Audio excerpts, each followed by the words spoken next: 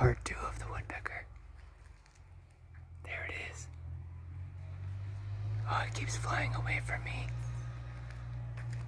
There it is, though.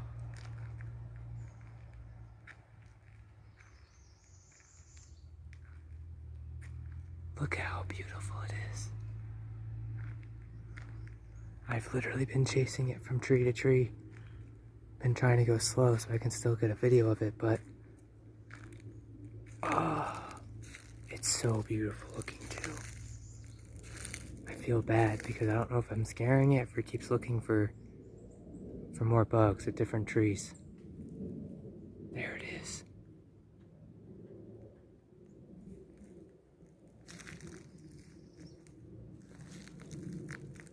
It just went behind that tree right there.